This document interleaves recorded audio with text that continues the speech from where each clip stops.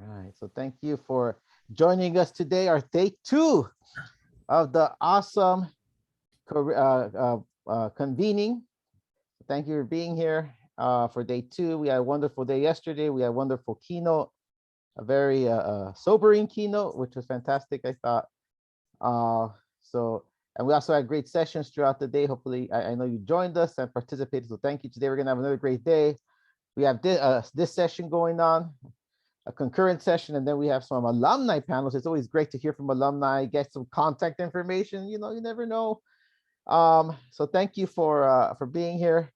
And if you do have any comments or questions, let's just use the chat feature. I know we in another session we try to get fancy and use other platforms, but I think we'll just keep it within platform, probably easier. So the session today, my name is Carlos Gonzalez from California. Yes, indeed. California, raised, born and raised. Yes, I do not know what cold is. I don't know what rain is, but but we have nice weather in California. So I'm part of the curriculum committee uh, for Mesa USA that helped put this event together. I'm gonna start out just by kind of just get a quick reminder of what we do this for. So go ahead and enjoy this presentation. Hi, my name is Ronnie Felix, and here we have Jasmine Press and Alyssa Pivac. we are Rialto Knights. Here at Rialto High School, we have three very sweet librarians who have to assist students by giving them their textbooks for the following curriculum. But most students tend to socialize and be distracted from our librarians. For example, our poor sweet librarians can take this to be very frustrating and stressful as they cannot scream, shout, or even let it all out. Now that's why we created our Lights On Nights. We have a librarian who would stand outside and guide the students and let them know which one out of the 3 windows to attend. But unfortunately, our librarian had passed away, and since then, our current librarians have been struggling. They came to us to match the students with a problem, and so we came with an idea to help them. How can we help them? We have 3,200 students at our school. We have to get them to check out their books efficiently and quickly as possible. We need equity. We have students who are in wheelchairs, we have deaf students, and we even have blind students. What are we gonna do?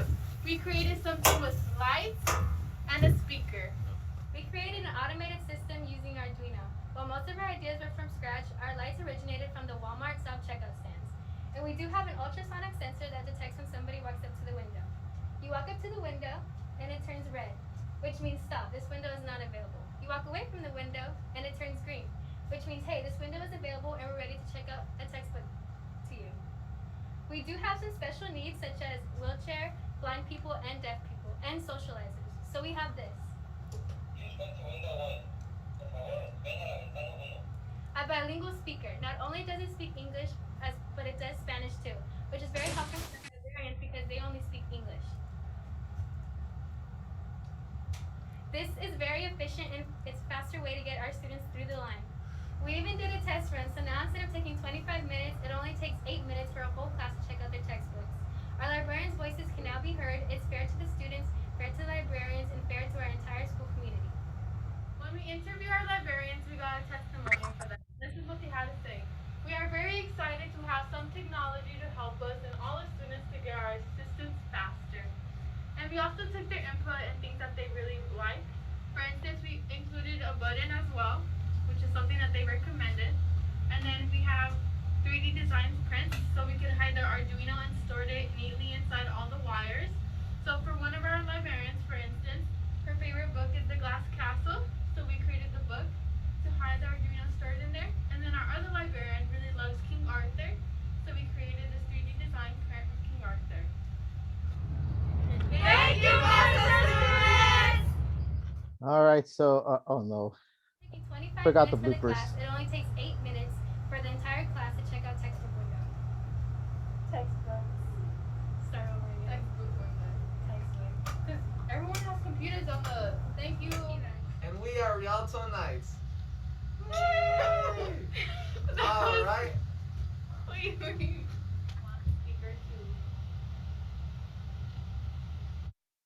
I lost my train of thought. All right. So just an example of a oh, not again, no. of a pitch presentation for the NEDC. Some of our students that are local to my area here in Rialto High School.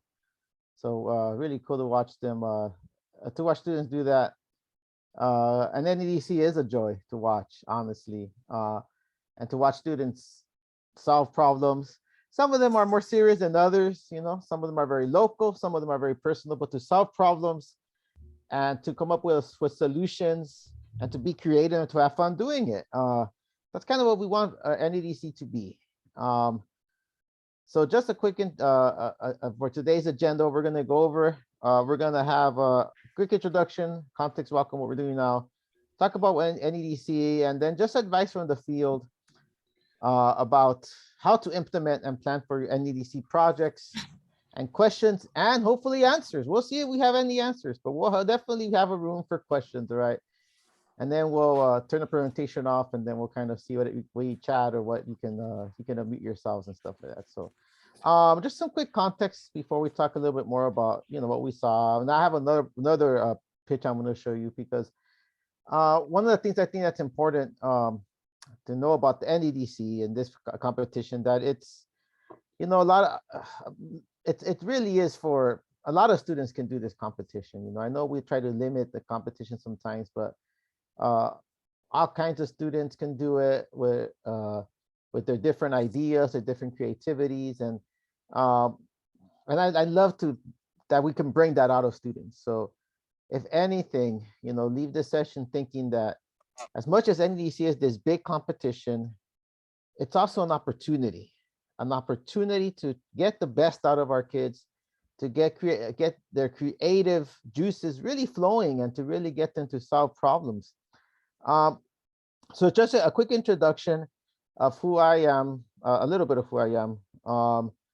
So I'm representing California Mesa. I work for California Mesa, and I also work out of UC Riverside. There I am before the pandemic, spewing my awful dad jokes to the population.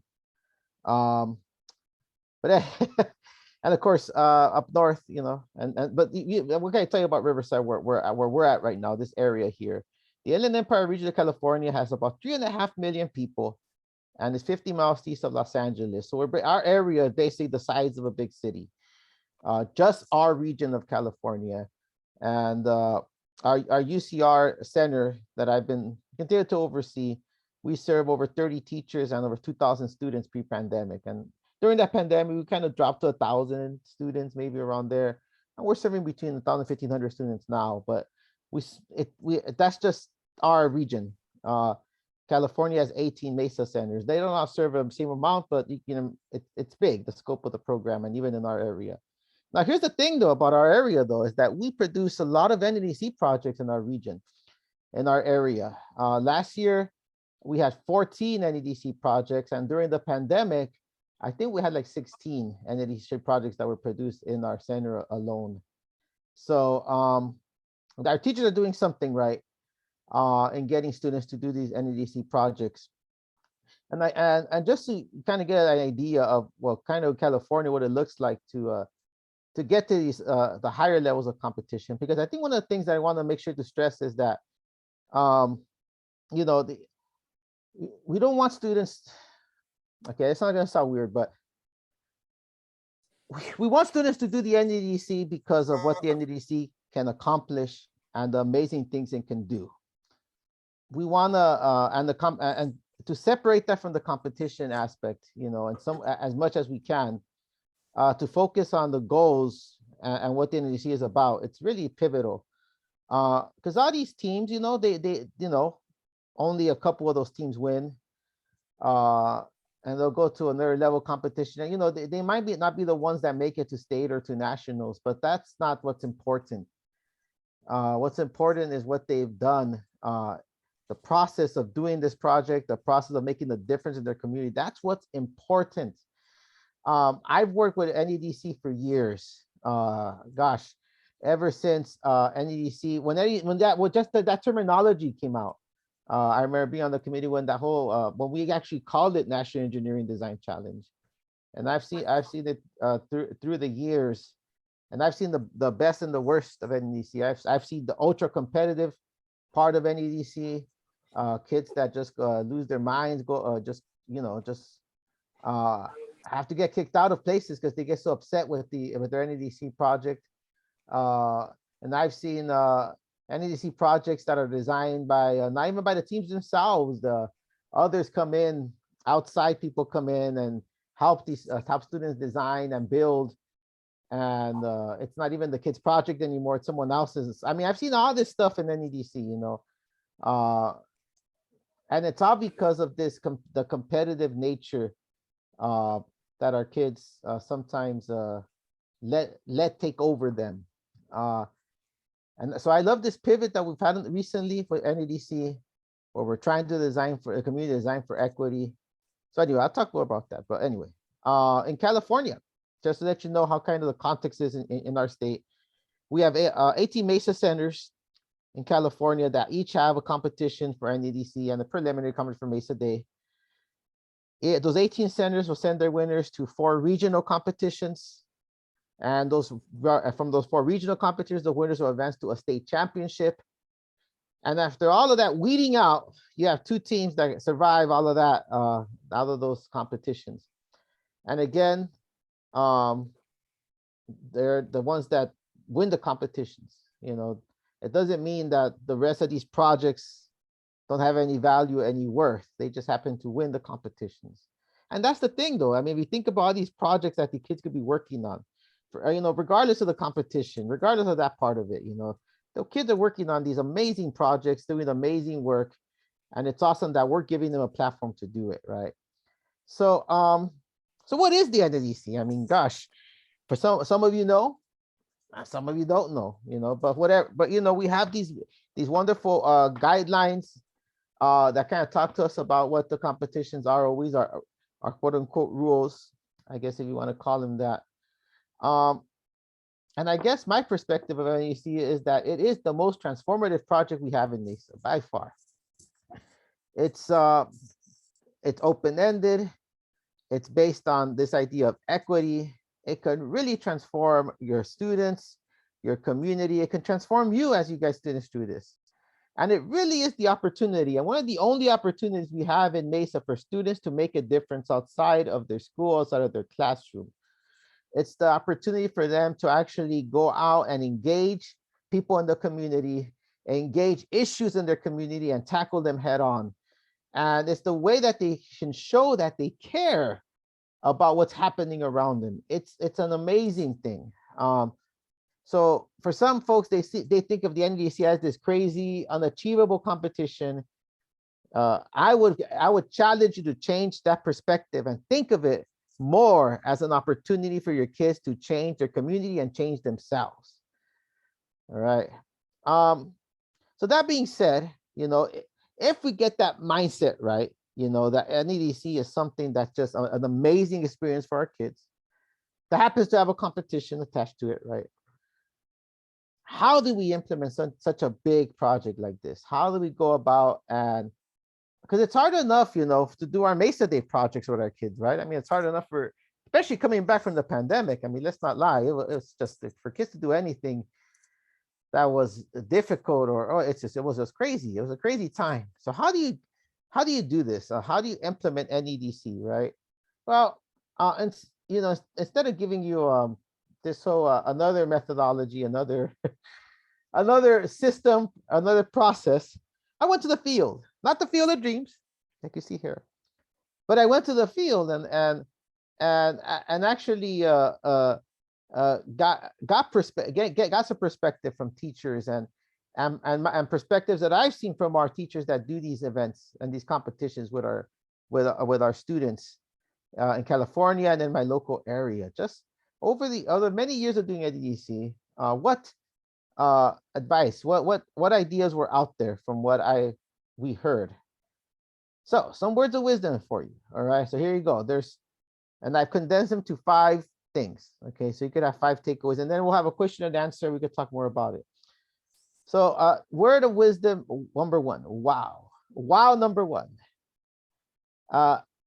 It's kind of what I mentioned. Emphasize the purpose over the competition. Now, here's a phenomenon that's been happening, and what our teachers are starting to see as well is that, times have and continue to change. That's one thing that as educators we have to remember, that a lot of times we get stuck in a certain place in our teaching and in our work, but the reality is that things change, and they change below us sometimes. We don't even notice that things are changing and going and changing. And competition doesn't seem to motivate kids as it once did. It just it's hard to tell. It's sometimes some students just don't respond the same way as, oh, we're gonna go compete. Like, oh, they have to wake up early. Like it just doesn't. It just the competition for the sake of competition just doesn't do it for some kids. And it's less and less. Yes, there's always those kids that are ultra competitive. We know those kids, right? Intense and just bugging all the time. But the reality is that it's not much motivating as it used to be with our kids. Some kids just don't respond to competition. They don't want to go out and wake up early and go and talk in front of people. They don't and the pandemic, I think, has heightened that.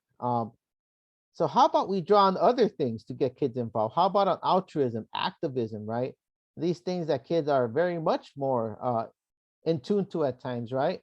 And they use their social media platforms as tools to be in tune in these things. How about we appeal to those areas? And the NEDC helps us do that when we emphasize what the purpose of NEDC is, right? Which is this designing for equity paradigm, this that we're going to eliminate barriers. I mean, this is compelling for kids that want to make a difference, compelling for kids that are even living through the results of some of these inequalities, right?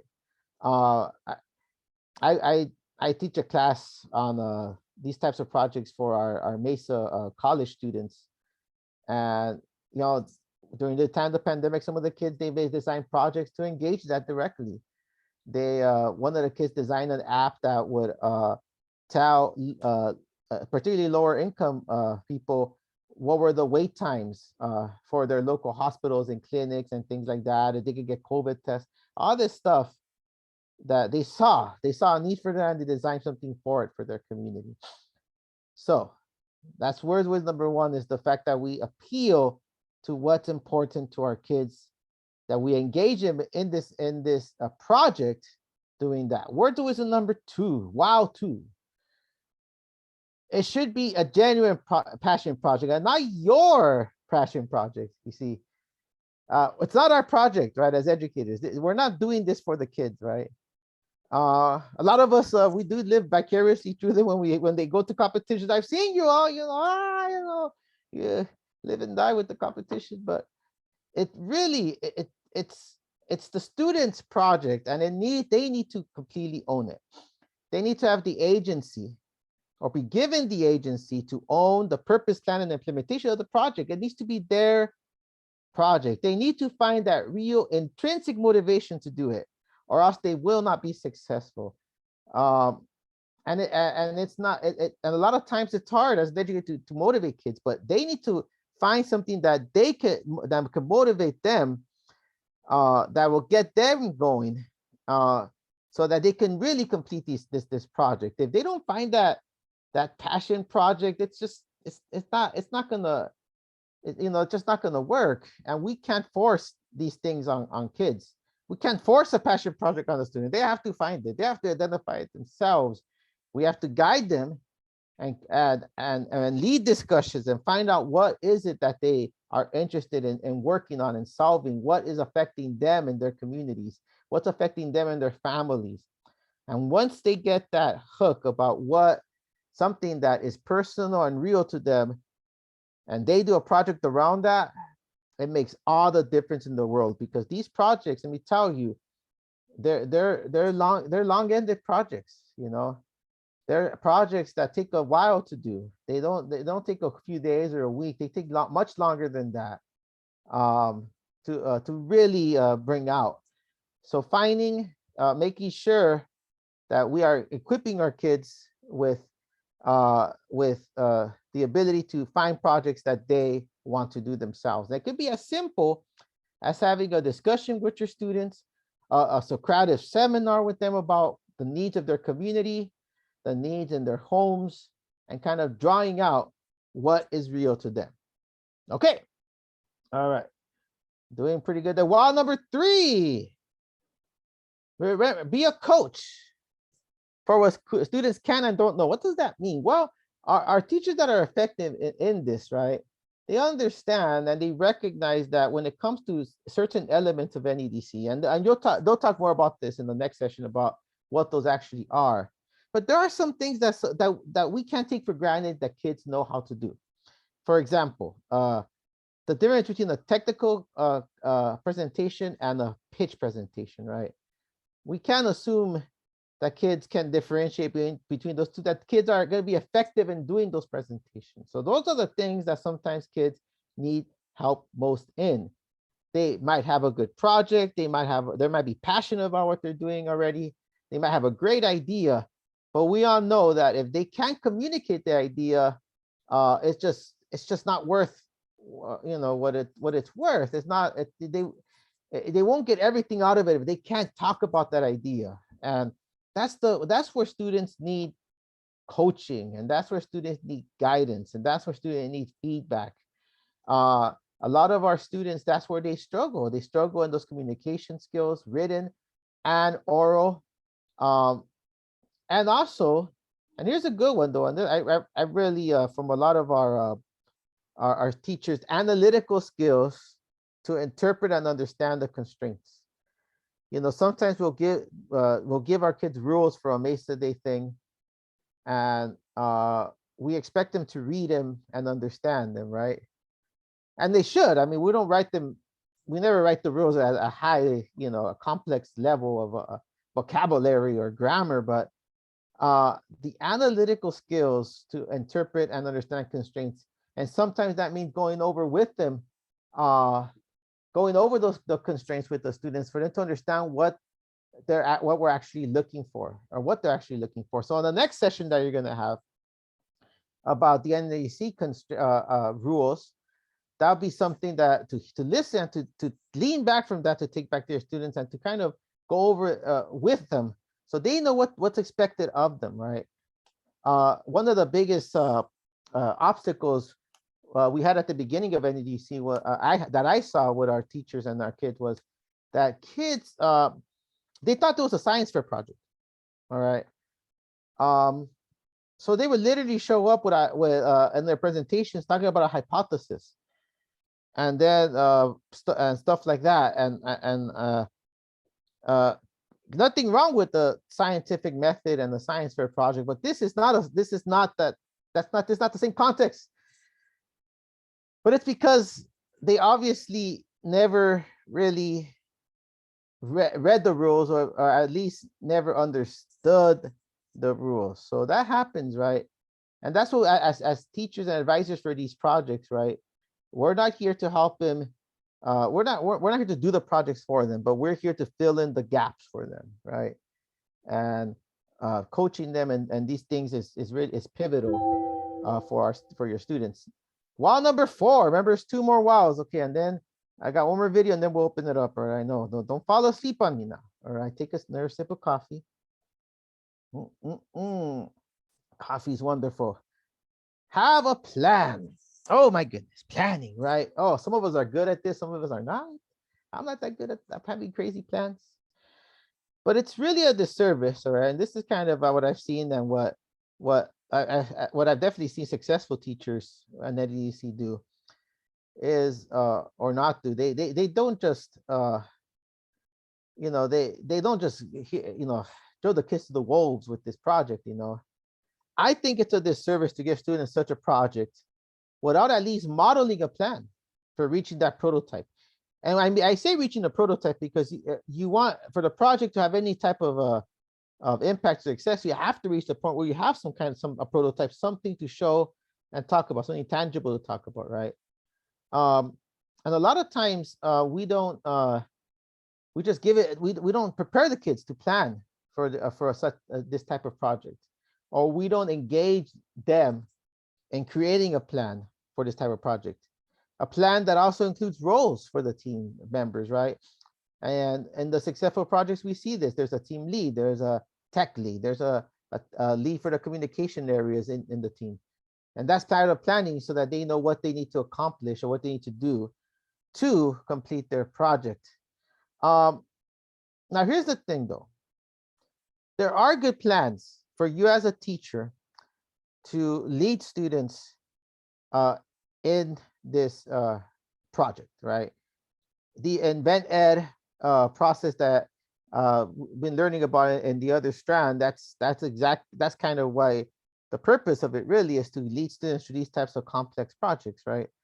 So we have some things for all of us, for educators to use, right? And then if you're familiar with project-based learning and PBL works, wow, they wrote the book on learning through.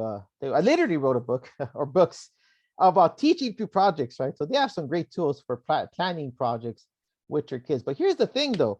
Here's the thing, though.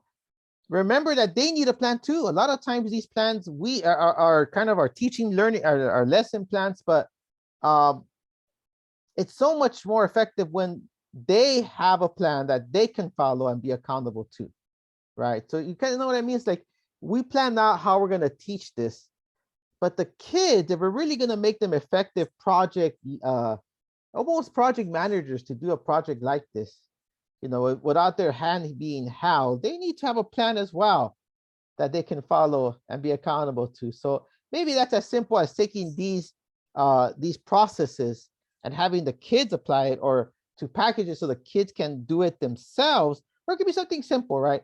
Like one of the things that you do in PBL when you're planning projects is to have milestones. Maybe it's as simple as having milestones, right?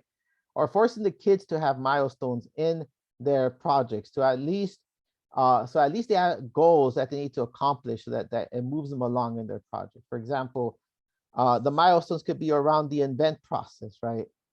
You can have a milestone for each part of it, and the kids are the ones responsible for fulfilling those milestones. Or maybe the kids have their own plan, right?